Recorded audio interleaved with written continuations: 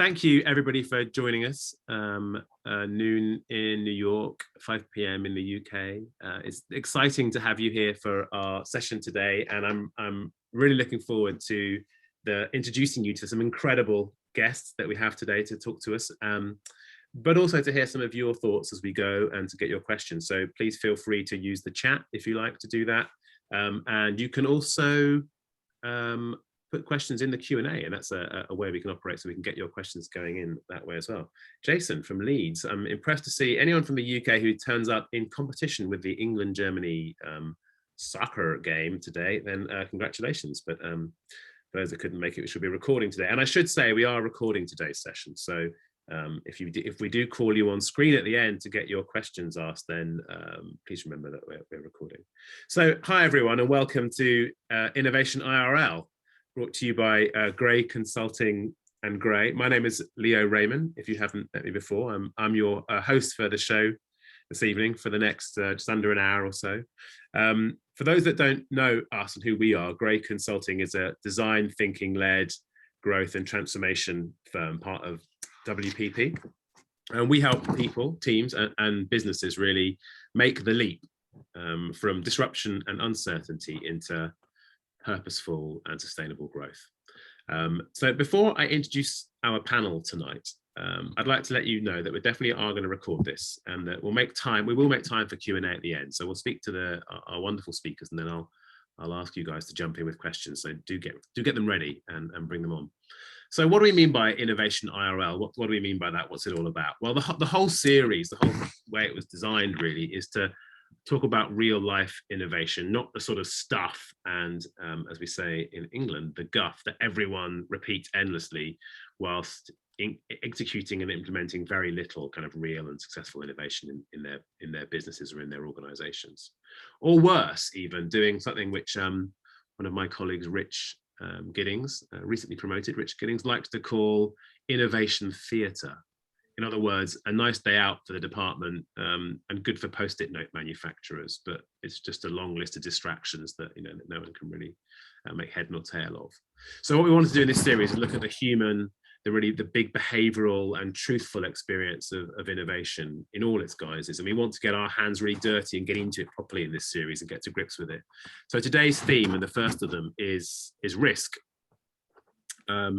And risk is something we're focusing on as the initial topic because it's one of the most overlooked elements in the innovation process. And in our consulting work, we've found that innovation often involves layers of risk assessment and reduction in order to build up a team's confidence. But anyone who's ever created something new in their lives or in their businesses, i.e. innovated, knows that it involves a certain level of risk: personal risk, professional risk, organizational risk, commercial risk, environmental risk even perhaps, and so on. So innovation very much has risk built into it. But we've also seen, and most of us intuitively know, that most large organizations are actually designed to avoid risk, frankly. And often this can be seen from an organization's preference for smaller, low risk, incremental innovation or improvement over truly game-changing innovation. But we also know there's more profit to be gained from those big, market-disrupting, game-changing innovations. So according to one HBR study across a number of consumer goods businesses, which is an area we spend quite a lot of time on, about 14% of new product launches were substantial innovations, but they only accounted for 61% of all profit from innovations amongst the companies examined. So 14% were big, and they accounted for 61% of the profit. That means, if you think about it, a bunch of innovation is really, really tiny and making very small incremental change. So we believe that if we understood risk better, had a better relationship with risk, we could innovate more effectively and more profitably. So that's why I brought three speakers along today, and I'm delighted to kind of get these guys talking to you. And who better to help us than our smart speakers? In no particular order, I'd like to introduce you to Tatiana Lemos de Lemos. Tatiana, I hope that maybe actually you can say, if you say hi, you should appear on the screen there. Hello there. Yay, it works. So Tatiana is Marketing VP and Innovation Advisor for Nestlé's Accelerator. She's a real global citizen, having started her career in Brazil and Argentina before moving to London and now finally Switzerland. She was part of the core Unilever team, crafting Dove and Dirt is Good, which many of you will have heard of.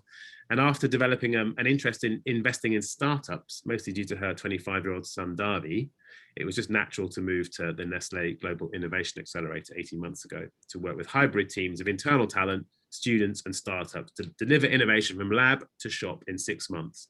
And I'm going to get you on in a little bit, Tatiana, to tell us a bit more about yourself. But I have a question for you. You can choose. Would you like to answer the question, what's the biggest risk you've ever taken, or what's the biggest risk you've ever not taken? I'll go for the biggest I haven't taken, Leo, and that is to get married. So I have very aptly managed to navigate life so far without getting hooked. And to me, there has never been greater risk than to tie the knot with another human being for the complexity that it meant. And I'm coming from a Catholic upbringing to start with.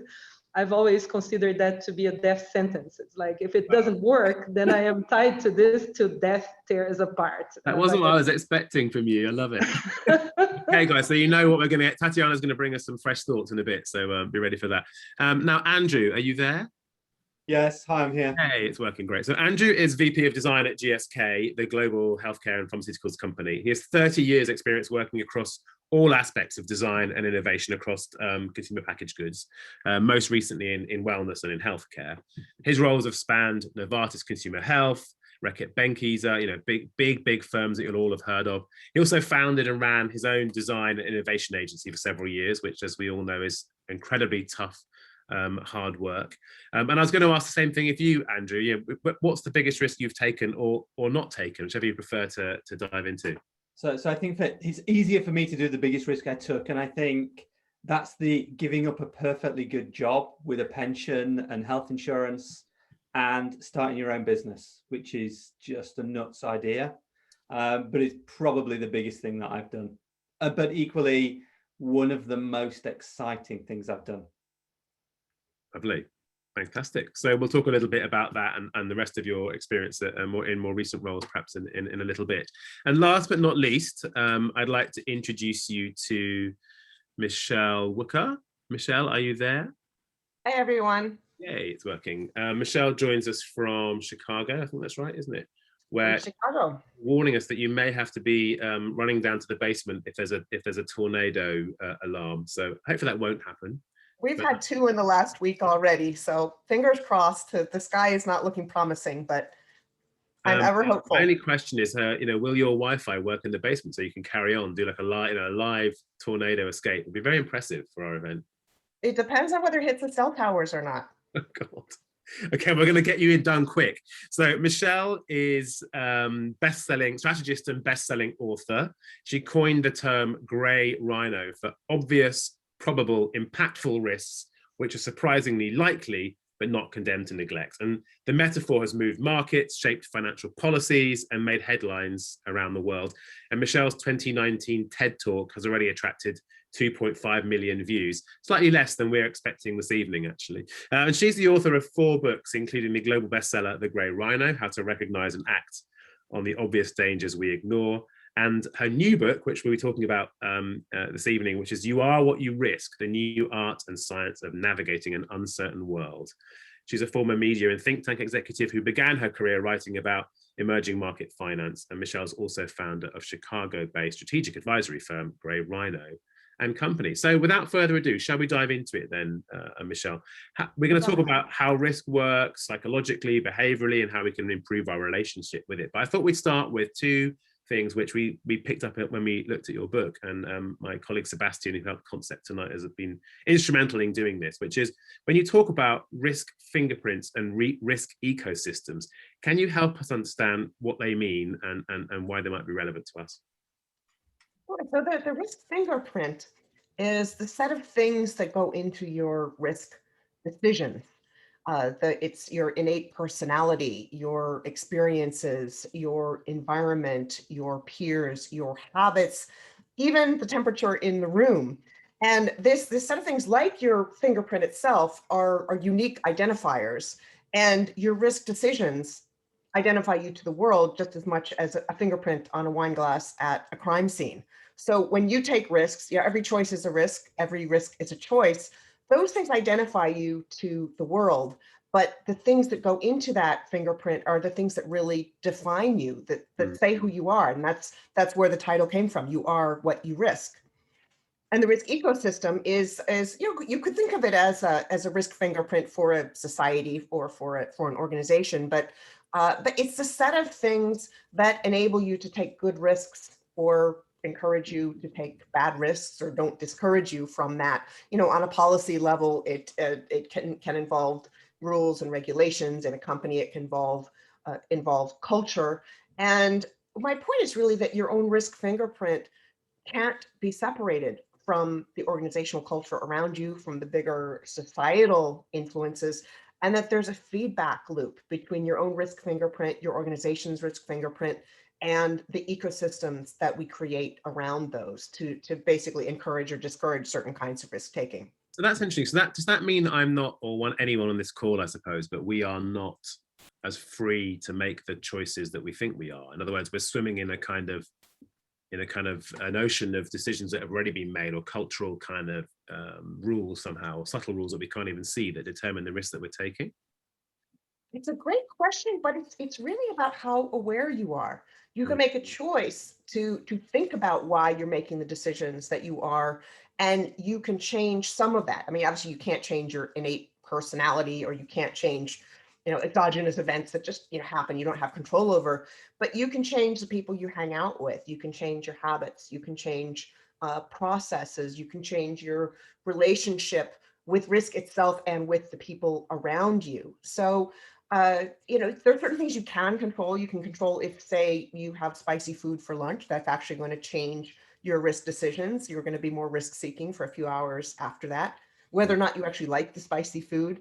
So by being aware of the things that can change the neurobiological or other social influences on your risk decisions, you do have some control. But unless you're aware that those things are influencing you, you don't have any control. And most of us don't even think about it.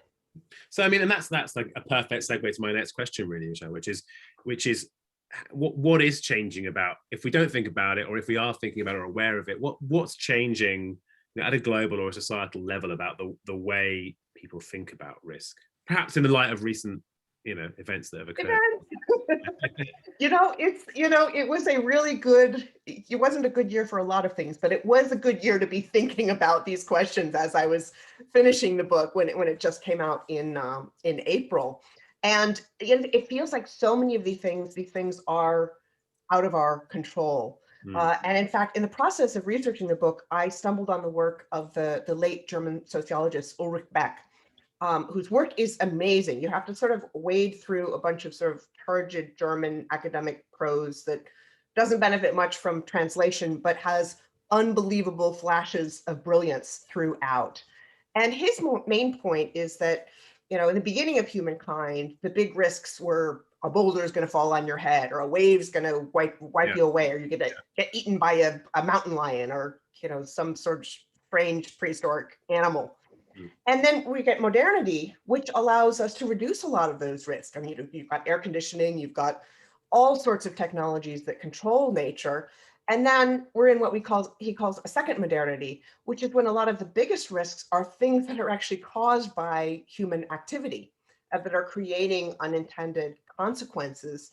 And he urges us to focus on those things. And I think that's really where we are, whether it comes to, financial risk, which is where I cut my teeth, or, health risk, pandemics, building risk, that horrible situation in Florida this week, being aware that the decisions that we make, that the things that we do or that we don't do are affecting this risk environment, and looking at it globally. I think a lot of us feel like, hey, somebody's going to do something on the other side of the world that's going to affect me, and I can't do anything about it.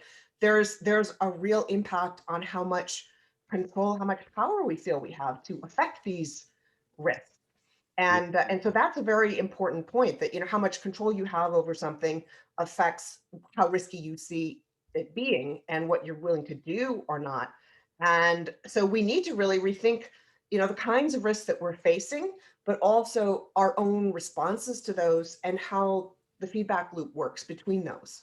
Yeah, so I'd like to understand more about that, because I suspect we're all, because we're human, you know, most of us anyway, probably some people on this panel, not panel, but on this audience might be robots, but, you know, like, we are perhaps not always fully cognizant of what's actually happening and how the processes are working. So talk to me a little bit about this sort of our relationship to risk, and how we need to sort of rethink it, particularly perhaps, you know, risk appetite versus risk perception. I want to sort of get into a thing which leaves us with a kind of enlightened understanding of how to think about it, really, I suppose. Yeah, well, so much risk management has to do with the risks themselves. And you know, people make heat maps, and there's a big debate in the risk community over how useful those are. But until recently, there hasn't been enough focus on how we respond. I mean, there's been a big movement in risk governance. You know, boards are thinking about it, creating risk committees, and even about how we define risk. I mean, some people automatically think of it as a negative thing, a possibility of loss, and other people, like, you know, all those Robin Hood traders, you know, think about it as a possibility for gain, and the risk to them is the fear of missing out. So we bring all sorts of biases to the risk choices that we make.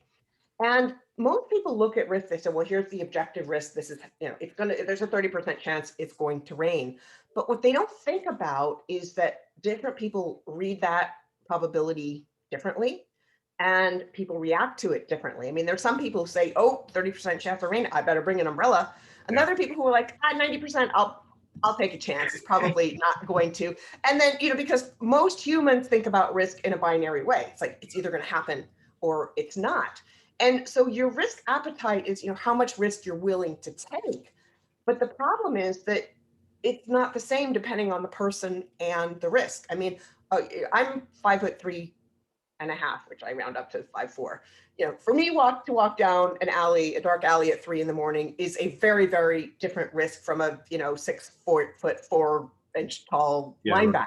It's literally not the same risk. And so there are things that we can do to reduce the risk as well. So risk is a very slippery concept. And then the more you pay attention to it, the more power you have to actually affect the outcome. And so the more you pay attention to it, the less the risk is. It's sort of like Schrodinger's cat. You know, the act of observing it actually changes the risk that's in front of you. And so it's hard because you have to understand all of these different factors and how they interact. But once you start to become aware of those things, you can change your own behavior. You can do things to reduce the risk in front of you. So I'm really interested I really understand that, and see whether there's something. I guess in a minute we'll come on to some sort of practical ideas that we could sort of throw out to people as things to think about, because I'm quite fascinated in giving people something which literally changes their brains as they leave this session. That would be success for us in a way, Michelle. But you've talked, I think, about risk empathy, and I think you sort of touched on it there, I guess, which is how our empathy for how other people perceive risk, or because I guess that's often the case in a organizational or personal setting, perhaps, that I think I see it one way, I don't really understand that you don't see it the way I see it, and then we have a disconnect and expectations don't match, and it all sort of goes horribly wrong. Is that right? Very much so. You know, I love to ask people, how much time do you leave to get to the airport? And I mean, like, you know, I live in Chicago, which, you know, O'Hare is like a complete nightmare. And that also, you know, do you have global entry? Do you have, you know, TSA pre-check? Do you have those things? But there are lots of cases where if you understand that somebody sees the risk very differently from the way you do, and that different things will make them more comfortable, you can say, okay, how does that fit with my behavior? How can we meet in the middle? And I see it very much in this debate over coronavirus vaccination requirements in companies. That we have a lot of preconceptions about the people who don't get vaccinations, why they don't get them. You know, some people, you know, have very, you know, legitimate medical experiences, which may be, you know, their own health limitations, autoimmune diseases, bad reactions, or it may be bad interactions with the medical system in the past, or it may be that someone's gotten a bunch of misinformation. You know, they're following all the stuff that QAnon does, and you know, they've gotten bad information, or it might be a matter of access. that they can't get somewhere. I mean, I was eligible in February because I have asthma, and I didn't get my first shot until well into April because it wasn't available. But then, you know, there are other people who can't afford, what if they're out of work for 3 days because they're, you know, laid up flat. And so once you start thinking about the reasons why, instead of saying, oh, they're an anti-vaxxer, they're politically different, that shuts down the conversation. But the way that you perceive the risk decisions they make change depending on how, quote unquote, legitimate you see their reasons for in the being. first place. Yeah. Oh wow. So there's a real sort of value judgment about the person going, or about people going on in this situation. That's interesting. And it changes the way you talk to them to try to convince that. And similarly, you know, when they understand, you know, your fears, you're like, hey, I've got 3 kids at home who can't get vaccinated yet. You know, when you talk about where you're both coming from, you can kind of find a path forward. Yeah. So help us then with something. We've got a few more minutes, and I'd like to kind of dig into a bit. So I guess, you know, from a practical steps point of view, you've done a huge amount of research. You've got a really deep and broad understanding into this area. What are some things that we could do in our daily or professional, I guess, professional lives, but in our work lives probably, that to implement some of that thinking? I know it's hard to sort of summarize a book into a few points, but a couple of kind of useful killer things that you'd recommend to people. The first one is really being aware of the risk decisions that you make now and that you've made over your life. And I know mine have changed. And, you know, the question that you started out with, of course, came from the conversation we'd had before. I often ask people, you know, what's the biggest risk you've ever taken? And when I was interviewing people for the book, I was in a group of 20-somethings in Chicago. This guy raises his hand and he says, I quit medical school to become a stand-up comic. And, you know, once I sat down, I was like, I got to talk to that guy more. And he's in the book.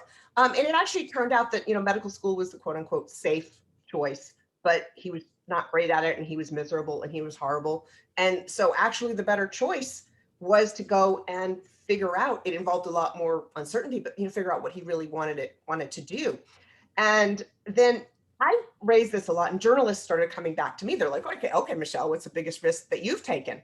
And I talked about a choice that I made between, you know, career and health. And as I talked through my logic, I got to the end of it and I was like, wow, actually, you know, taking the career, quote unquote, short term over my health would have actually been an even bigger long-term risk. And so that's where I came up with the question, you know, what's the biggest risk that you haven't taken? So understanding that, then understanding what are the things that make you more comfortable. You know, who are the people that you can surround yourself with? You know, I always recommend you have a chatty best friend who says the stuff that nobody else would, like the Awkwafina character in Crazy Rich Asians. Think about where you feel more or less stressed. Think about knowledge. One of the things that's most important is the more knowledge you have about something, the more control you feel over it, and the more comfortable you are with good risk decisions.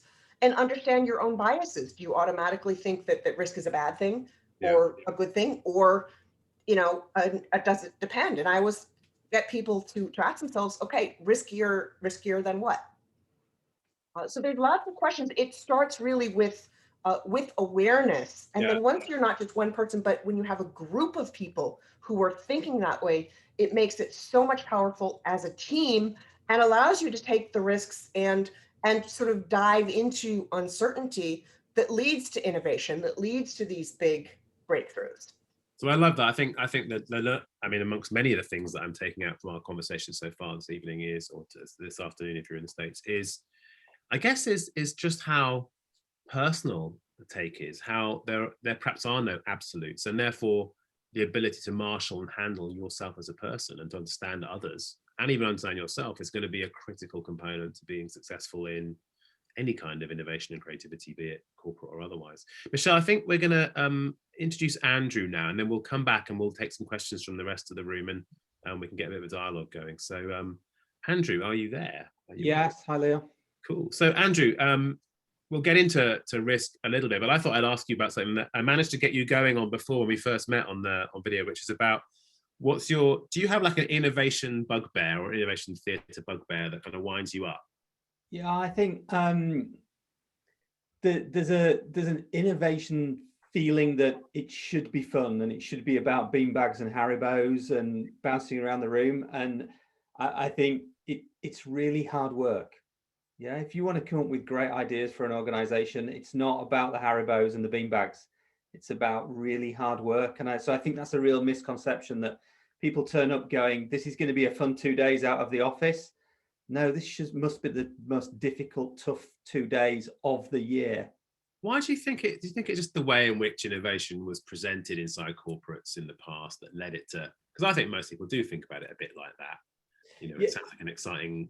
Yeah, I think it was seen as a few days out. I think agencies have tried to create theatre and fun and energy, and I think energy is important. Yeah, it's about focusing the energy. So I think it started out with a good intent, which is how do we bring energy into the room, and how do we get people out of their cubes, grey offices, whatever, to get the mind in the right kind of place. But it should be. It's not going to be miserable, yeah, obviously, but it's not about looking down behind the beanbags for the ideas. Yeah, I like that. And I guess one of the things that I think we talked about, and there's a phrase that occasionally gets bandied about by people. I mainly see it on LinkedIn, which I guess is probably a watch out, but which is about fuzzy front end innovation. Is that right? So like, and that really sort of seems to mean what? Like, we'll sort of feel our way to something. Are you into that? Yeah. It's as people start to talk about innovation, and I think it kind of becomes this magic black box, and it's all about the fuzzy front end, and it's kind of mysterious and difficult and magical. And I don't believe that's true at all. You know, it shouldn't be a fuzzy front end. It should be a really clear problem definition. It should be a really clear articulation of where you want to go and why you want to go there. It's not about let's get fuzzy and try and find our way through this. Would you ever say to your CEO, we're going to spend £100 million on some fuzzy kind of thinking for a while? Don't worry, trust me, it'll all be okay. You wouldn't have that conversation. I don't believe there's such thing as a fuzzy front end. It shouldn't be. No, I'm with you on that. So now we'll sort of cut to the chase on this risk thing, because when you and I spoke, I thought it was, you made me really think about this. So thank you. About it's all well and good to kind of, everyone's excited by the idea they might just be the person who's involved with a team that just so happens to pull off a real big one, right? And comes up with something that is game changing and changes their fortunes and gets them famous and job done. But we talked about how you actually need to have quite a balanced portfolio of risks when you're thinking about innovating for an organization. So talk to me a little bit about the kind of the incremental versus the game changing and how you understand that. Yeah, I think most large organizations are good at what I would call iteration versus innovation. They're very good at iterating, and they're set up to iterate. So more about building their core business, perhaps about expanding their core business.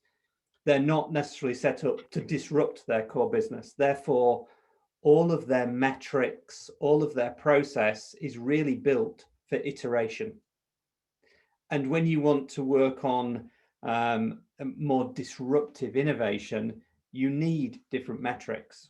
You need different hurdle rates. You need a different almost innovation clock quite often. Right. And actually, for me, that build the core, expand the core innovation is the thing that would fuel your more disruptive innovation. But you have to have the right pipeline. You have to have that 70-20-10 approach where 70% of what you do is build the core, 20% is expand the core, and that 10% is about disrupting the core. And think about it more like that to balance your portfolio. If you take that approach, I mean, that sounds logical. I guess I think I first came across that 70-20-10. It was sort of the Google thing back, well, it seemed to be, I think it was software development. Does that mean though that because the likelihood is those 70% things they'll deliver some growth, but it'll be incremental, but if the HBR article is right, that 14% of initiatives led to 61% of profit, does that mean that by taking that balanced approach, we're resigning or consigning ourselves to having a less profitable future in innovation jobs or functions? So I don't think it's at all about being less profitable. I think it depends on your organization. If you're a big shareholder company and we work for our shareholders, then They want a relentless delivery on shareholder returns. Yeah, they don't want a boom and bust from an organization like us. Yeah. So Yeah. we have to make sure that we focus on that relentless delivery of consistent growth, but at the same time manage this dualism of today versus tomorrow. Yeah. And make sure that we are always fishing for that big next thing. You know, you can't afford that not to do that, but it's why I talk about that dualism, of it's very easy to get hooked into today and forget about tomorrow or the day after tomorrow. And it's why I would say, to be disruptive, you need a separate team and you need separate metrics, and you can't do the same thing with the same bunch of people, because they'll always get distracted into today. It's interesting. So is that one of the, I was going to ask you about, you know, why so many big corporates find it very difficult to do game-changing stuff, and then I was going to say, what's the single most important thing a big corporate could do to tackle that challenge? Would you say, well, I guess you can answer that any way you like, and you might want to talk about having a separate team, for example, as one example, or maybe there are other things that come to mind. Yeah, so I think there are multiple ways forward, So yes, separate a separate team out with different metrics, different measures, and different objectives to your build and expand the core team.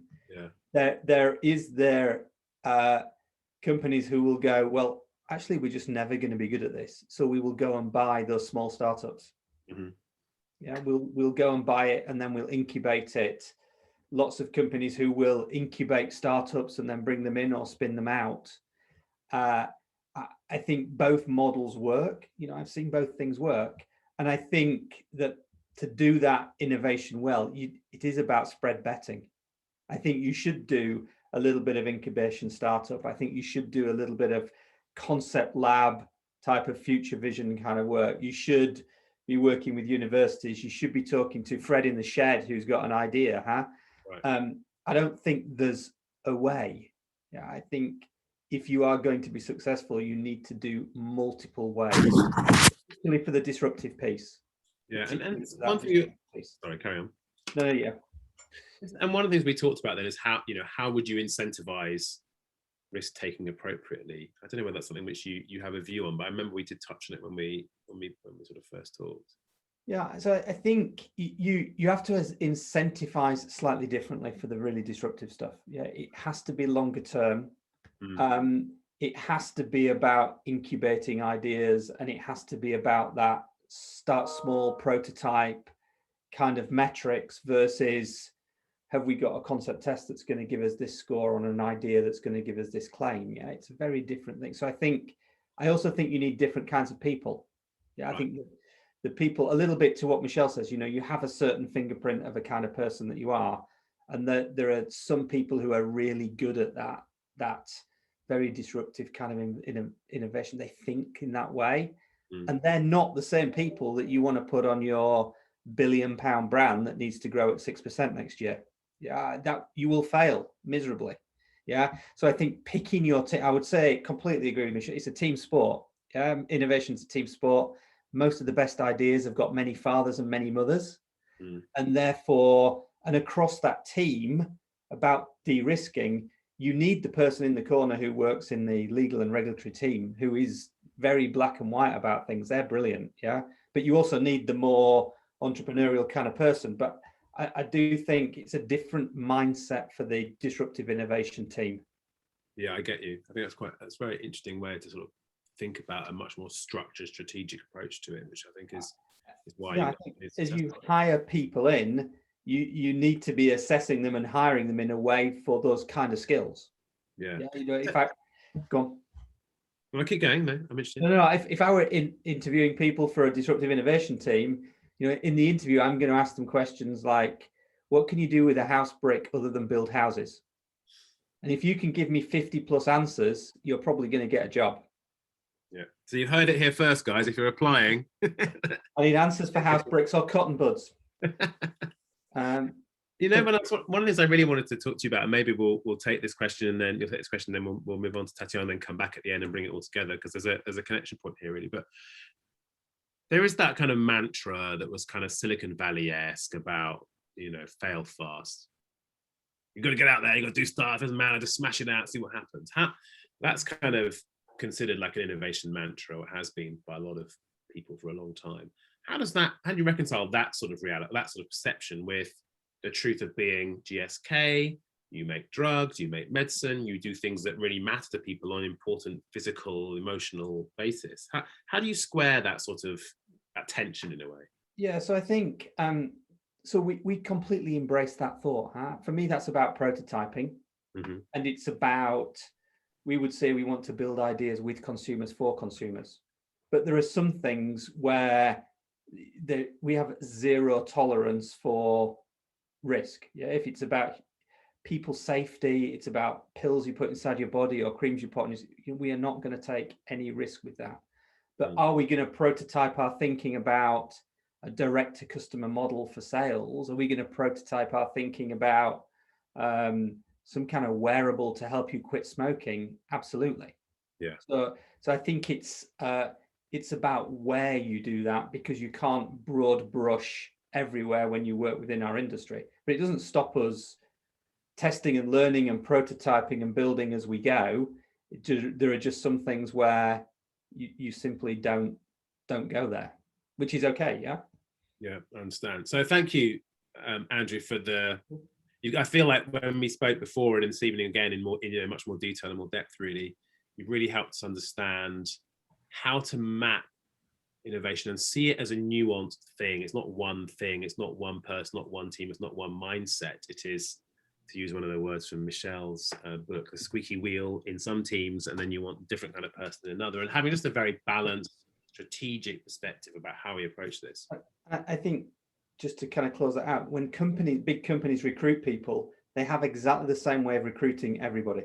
Yeah. The finance guy, the marketing person, the HR person, it's the same interview technique. It's the same structure of interview. Surely that's not the way to go if you want to find the right kind of people who are going to disrupt your organization. The person you hire in legal has to have a very different mindset. So I think how you bring people in is really important. Yeah, I'm quite interested in legal innovation, by the way, but that's for another time. We'll leave that. Andrew, thank you. So Tatiana, I'm interested to see how you feel about some of those topics, Tatiana, because I mean, there must be a lot of things that chime, or maybe not, with your experience. It does. It surely does. I was taking notes, Leo. I think that there's a lot about the beginning of the innovation journey, and you have surely covered that well. To me, what has been occupying my mind quite a lot recently is how to make sure the whole process comes to an interesting, useful end, so that it can be maintained and it can keep itself progressing by delivering results, and that by doing so, it can also help change the organizational culture, because that's one of the biggest tasks. You cannot innovate like for unicorns and just have one every 30 years if your company remains very much stuck in the iteration, as Andrew mentioned, or the renovation, as we say at Nestlé. So it's very important that people involved have a sound idea of business strategy, and then they are looking for ideas, and the inspiration can come from technology, can come from consumer insight, can come from a vast array of places. But then business strategy is somehow represented, and then the question is asked, does it fit? It seems interesting, but does it fit?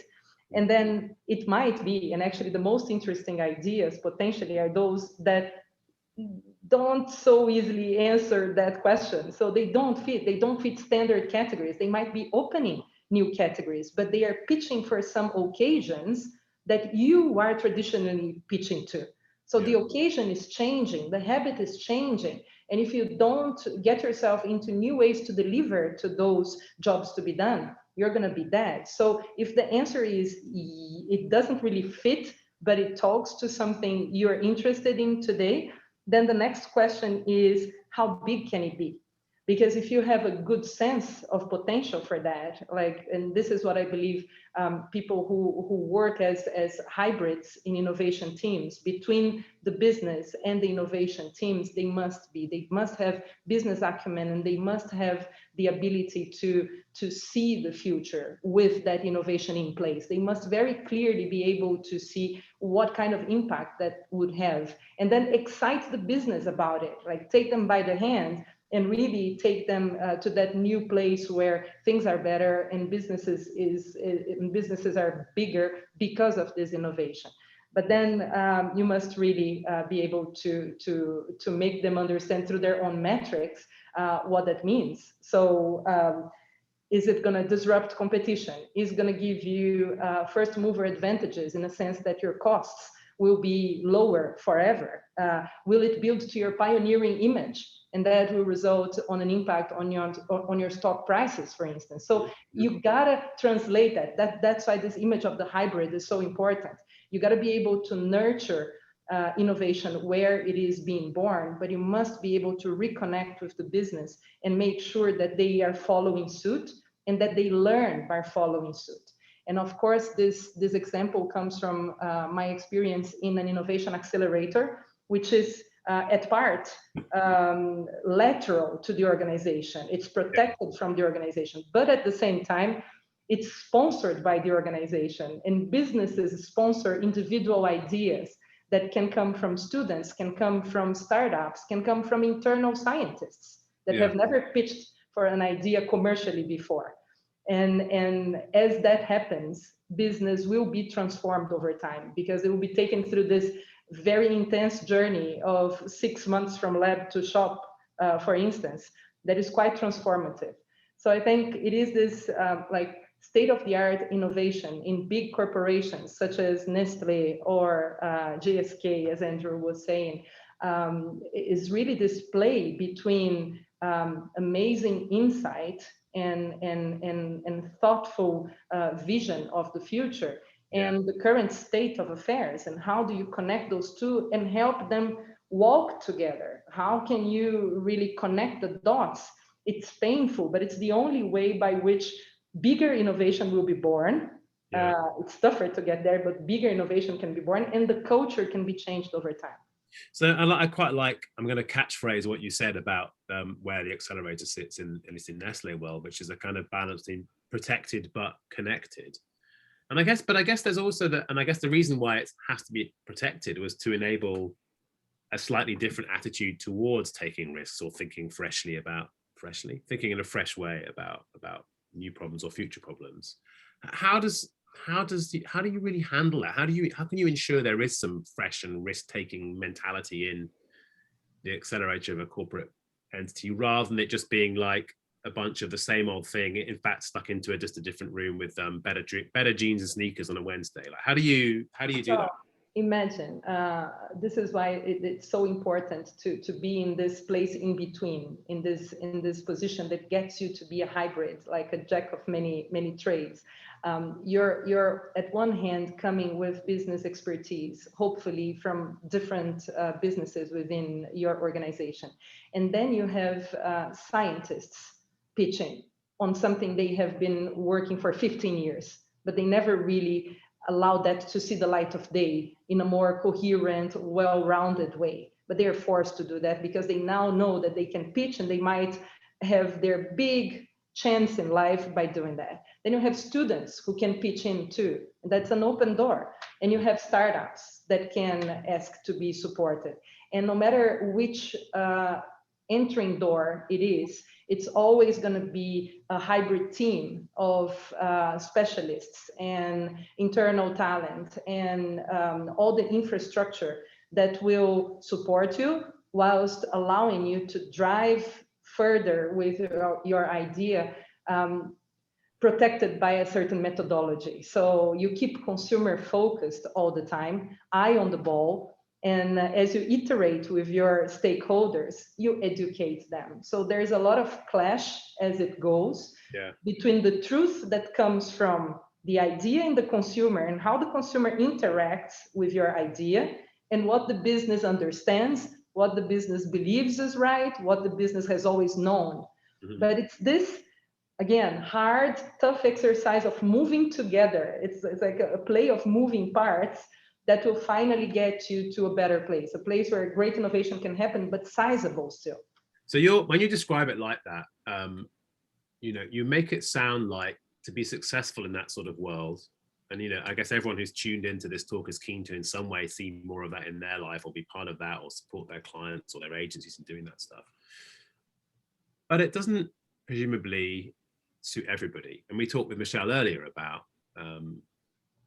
different personality profile, a little bit of your personality. So talk to me, when we first spoke about this, that was something which you really sort of focused on with me. Like, talk to me a bit about how much of one's approach to innovation and the risk taking that goes with it is down to one's own personality, one's own kind of life experiences. Yep, and this is the beautiful clash between personality and what is the micro, and then your experience and your baggage, right? What was I was referring to in terms of your experience in different parts of your organization, and the kind of analogies that you can create amongst all these previous cases and previous stories. This is where creativity comes from. But anyway, I think personality-wise, if you can't deal with a good level of risk in your personal life, if you cannot handle that, if you cannot, the way I would describe it is, I always see excitement and adventure, except for the case of marriage. I want to go back to that initial point, because there, to me, there was only death in the end of the day. It was a very clear case from the beginning. But in all other cases, and that's the exception that proves the rule, I always tend to see more the excitement and the adventure that lies at the other side. I can really warm up to, wow, I would hate myself if I wouldn't go for that. What if this is really great? What if this disrupts? What if this is really amazing? I would be in my dying bed asking myself, how could I let it go? So having that kind of vision and being an optimist allows me to pitch cases in such a way that they are credible and they are exciting, and people tend to come along.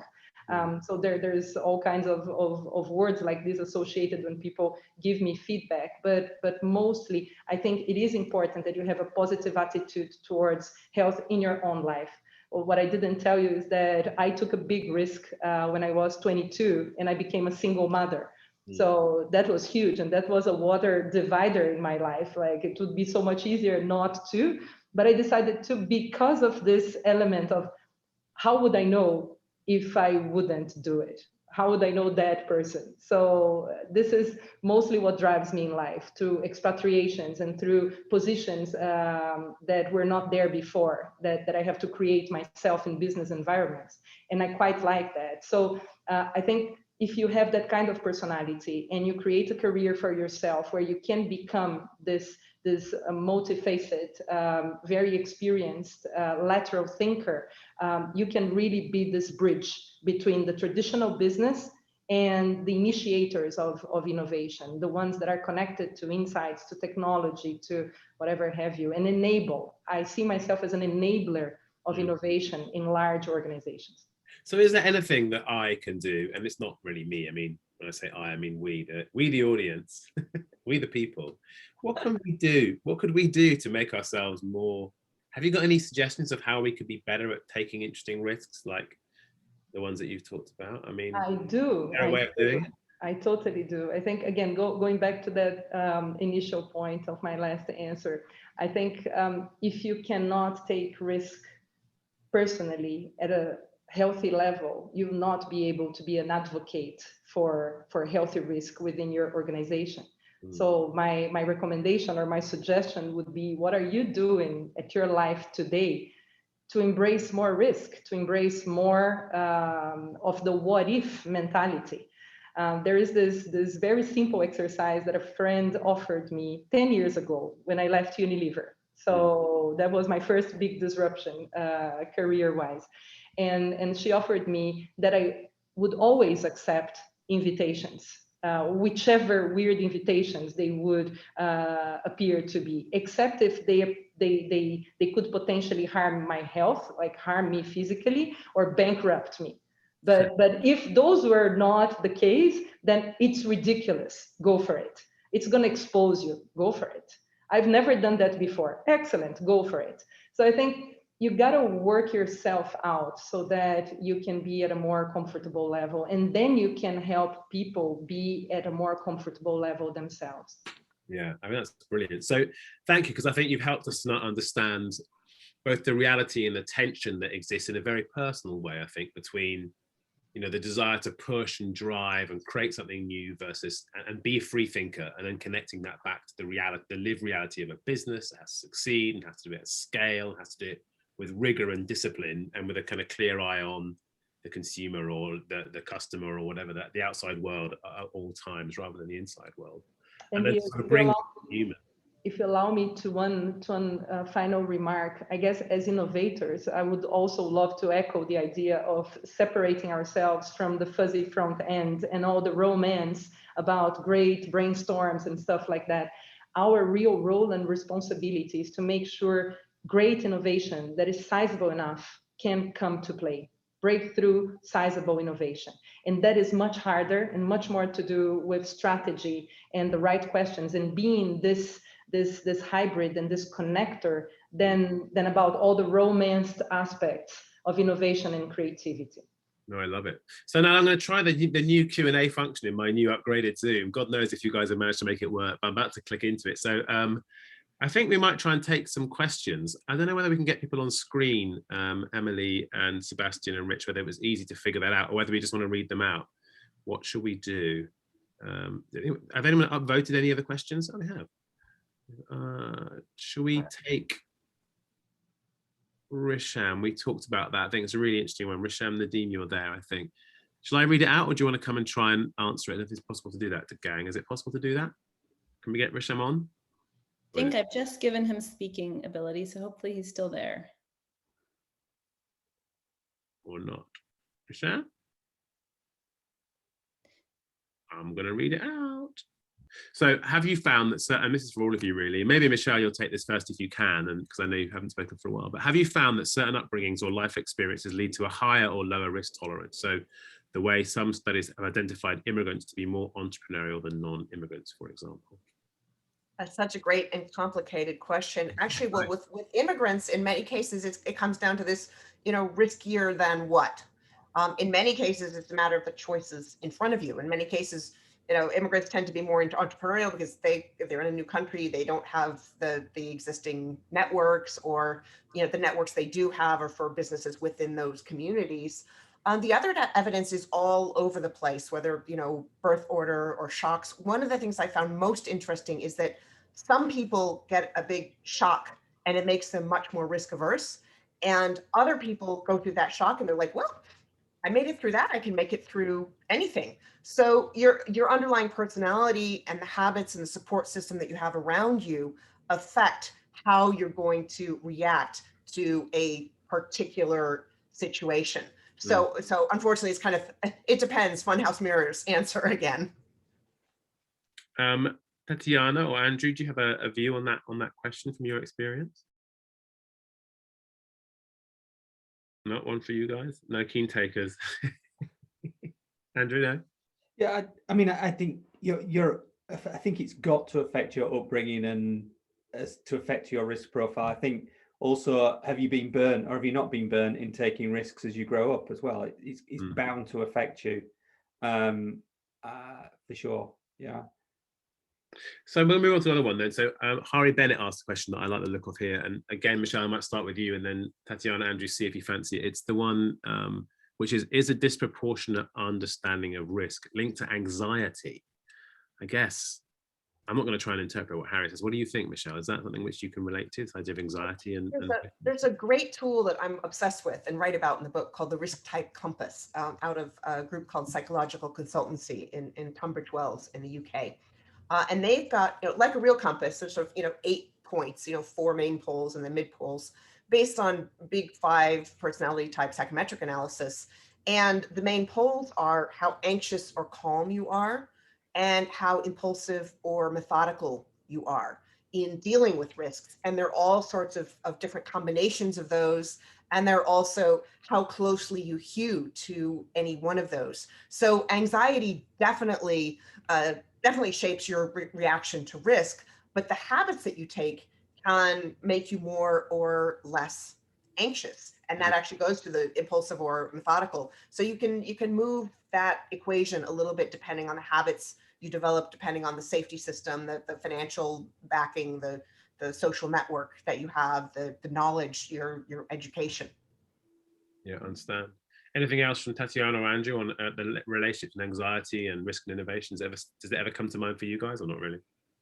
Yes, I think one thing that comes to my mind, just to build on that, is the moment I have acted as if I didn't care too much, because I didn't want that position, or because I already had another thing in mind, or I was really supported to not having that working, were the moments when I performed the best, because I felt free and I felt in a position to fail. And I think this is very, very under discussed in organizations. Like, this allowance to fail is it's very nice to communicate on, as much as diversity and any other PR building topics, but in reality, getting to that level of failure is really hardcore. So act as if you had nothing to lose, because it might be that right now you don't have something to lose. It might be that your job is at risk. It might be that your company is precisely thinking about resizing. So much can happen. COVID gave us this experience too. So how free could you be if you had nothing to lose? Amazing. Yeah, I think I feel the same. How you always get the job interview that you don't care about. Why do all cars crash into lampposts? Because they're going, I don't want to crash into lampposts before they think about the crash. No, there's kind of lots of examples of the worst thing is before you go on and do a big presentation, somebody go, don't screw up the presentation. You know, I mean, these are the worst things that if you look at elite athletes, it's not how you treat them to get a really good, successful thing out of them, is it? Yeah. Do you have any sort of tips or tricks or things that perhaps makes it feel more lightweight than it is, Andrew? But do you have anything that you would use to kind of inflate and support the sort of free spirits of the people that work with you? I mean, you must. So I think you have to care less, not be careless. Yeah, I think you have to care less about some things. Yeah, and really encourage your team to care less about something. You know, what's the worst that can go wrong? Yeah, if you point out really what's the worst that can go wrong, most of the time it's not that bad. Yeah, and if you have that I care less about it, but it's hard to do, right? It's hard to do that I care less. Yeah, right. I'm with you. But talking about this kind of Yoda advices, like there is a good one that I give to my team too, Leo, which is cultivate what I call a healthy disregard for your organization. Healthy because it's not disrespectful, but never at any point consider that they know everything and you don't. That someone you're presenting to, no matter which rank, is absolutely more capable than you, because chances are they are not. And second, no one knows your topic as good as you do, as well as you do. That the chances are that you've put so much in that you're the real expert in that one topic. And finally, think about your journey in perspective. You're one individual that is the son of that mother and that father that has had this very unique life trajectory until here. It all prepared you to be absolutely unique. When you refrain from speaking or defending your point of view, or standing for what you believe in a meeting or a presentation, you're impoverishing that meeting by removing all of that. So never imagine, never underestimate how much you can build to a discussion. Just go for it if you feel like. I feel like I need to get you on speed dial for innovation coaching, Tatiana. So Michelle, and in a good way, by the way, Michelle, I don't know whether you want to close out with any kind of fight. And you sort of, you've got the academic view, you've got the person who's been really digging into this and looking at the research. Is there anything you'd like to close out with tonight as observation on what you've heard, or anything that really struck you, perhaps? There's a little bit on this conversation about, care less about certain things. And I think the flip side of that is figuring out what you really do care about and use that as your beacon and let the other things fall to the side. And that may be things that other people told you, like I was raised in Central Texas as, a bright kid. And there were certain expectations that I felt that I had to meet. And those played a much bigger role. And I finally realized I didn't care as much about those. And once I focused on the things that were most important to me, that was a real guide going forward. And it completely changed the risk calculations that I made. So I think it's really the two sides. It's what do you not care about, and what do you care about? Just to close with a very quick story of a friend who told me he was interviewing for a job at a big consultancy, and he showed up. This was in the 80s, before everybody showed up in t-shirts and stuff to their jobs, way before Silicon Valley. And he was wearing like a nice a suit jacket or a sport jacket with a t-shirt underneath, a nice t-shirt. And the guy interviewing him said, "Well, don't you think you were taking a really big risk wearing that?" And my friend said, "No." He said, "To me, the risk is a possibility of losing something." And he says, "I don't want to work at a company that wouldn't be comfortable with me the way I am." So anyway, he got the job. It worked out. So I'm conscious of time, and that there's probably a half-time England game that will have some sort of result, and I need to find out what it is.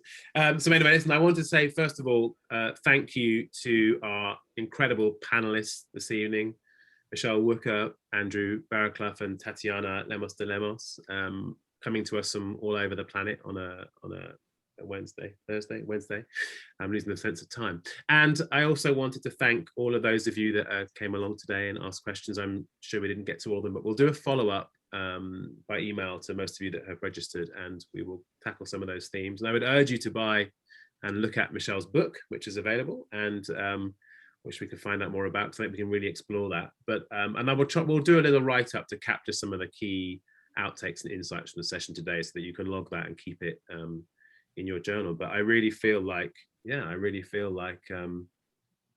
could be transformed if I really pay attention to what I heard tonight. So thank you very much for being such inspiring, intelligent, thoughtful, curious people. Thank you very much. I'll say goodbye, guys, and we'll see you again at the next one in a few weeks' time, I'm sure. Take care. The links, by the way, are in the chat, and we'll share that around. See you soon. Thanks, everybody. Bye, guys. Ciao.